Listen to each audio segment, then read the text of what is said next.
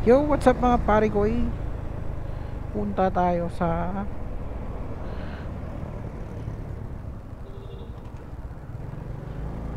aakyat tayo dito sa papuntang Silang.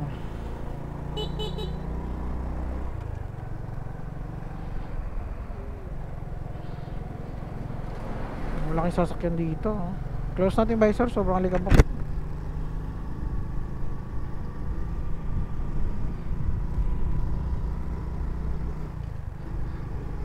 Gumagawa sila ngayon mga para ko ikalax.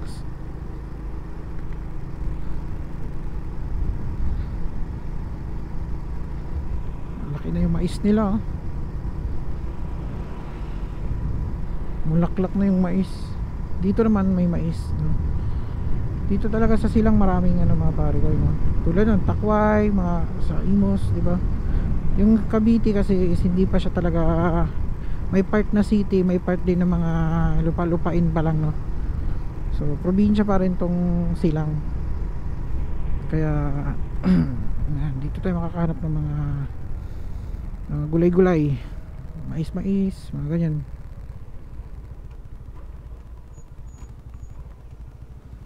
So ayun, busy yung mga trabahador na dito, no?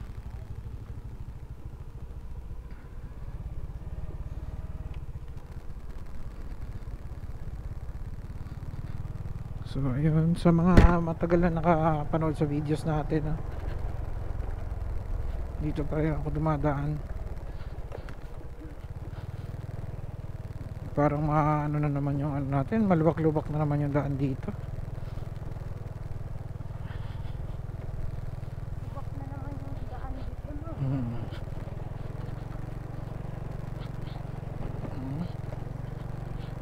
Malubak na naman.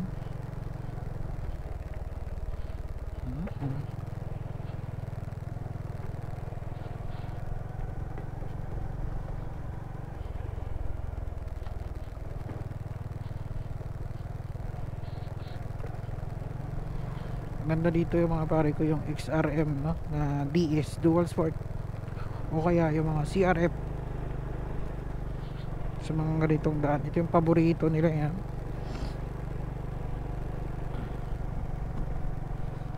Light nga lang ito mga pare ko, eh. Pag umulan dito, yun, extreme yun. Kasi madulas dito pag naulan, eh. Kapit na kapit yung mga off-road tires dito. Kami pag dumadaan kami dito pag maulan, madulas kasi naka road tires lang kami. Alikabok.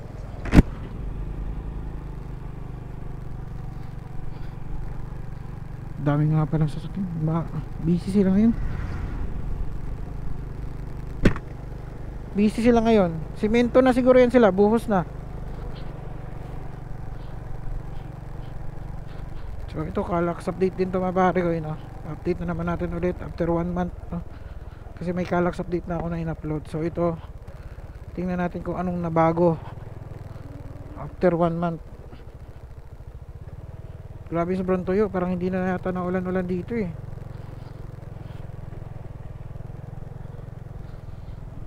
Ayun, may harang na doon, no? Isang buwan pa lang yung pagitan natin, ha, sa pag-update natin dito. Busy yung mga malaking sasakyan. Ayun, may ano pa ng tubig para walang alikabok.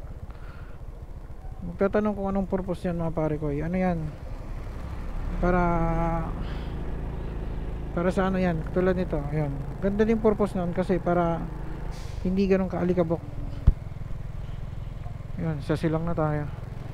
Unahan na natin to. Kasi maalikabok talaga dito mga pare ko, eh. Ayan. Kaya parang may nagbubuhos ng tubig para hindi ka nakalikabok. Ito, update, Calax update mga pare ko, eh. Ito, mabubuo na, oh. Kunti na lang to. Nakaraan, hinukay pa nila yan dyan sa ilalim. Tapos titindahan yan. Tapos ito yung street yan pare ko, eh. Doon kayo magmula sa pundasyon na yan. Tapos dito, ayan,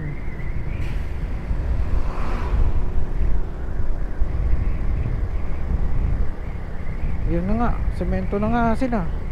Sabi ko na nga ba, update, ayan, sementado na, diba? Oo, semento na. Kung dati ano lang yan, patag lang yan dyan na ano, asfalto na nga yan, oh. Ano pa lang pala, oh, nag ano pa lang, asfalto pa lang, bubuhusan na yan. Sunod yan, buhos na yan. Ayan, kitang kita na, daming tao, daming gumagawa, oh.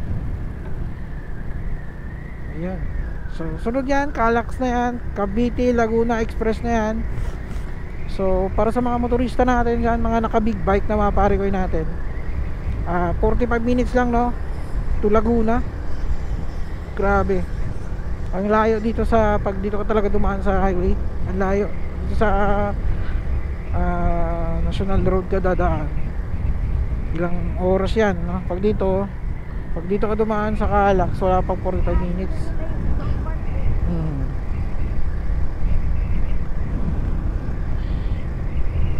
Ayan. Ito, ang lawak din ito, oh.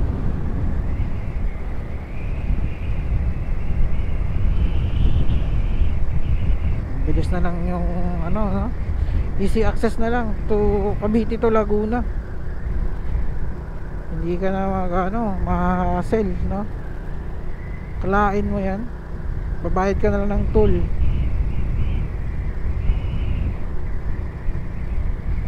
So makita natin doon yung ano niyan, gitna, kasi doon tayo dadaan nga.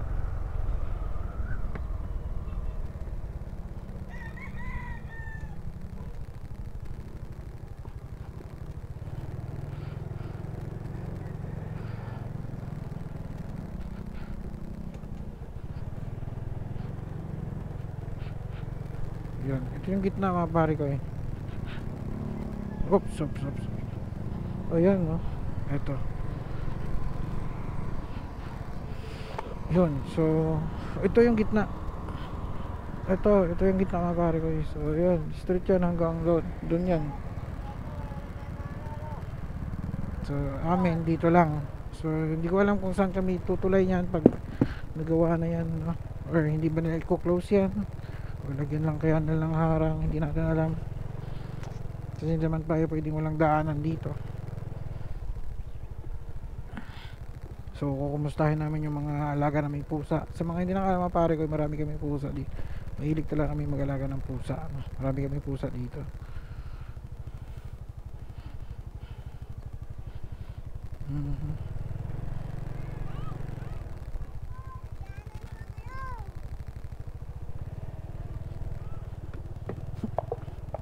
Wala si mama.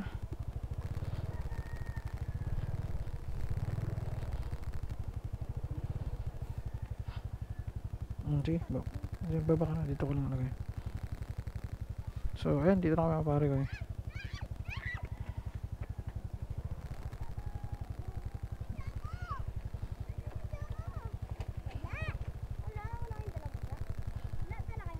Kumusta ang mga pusa natin?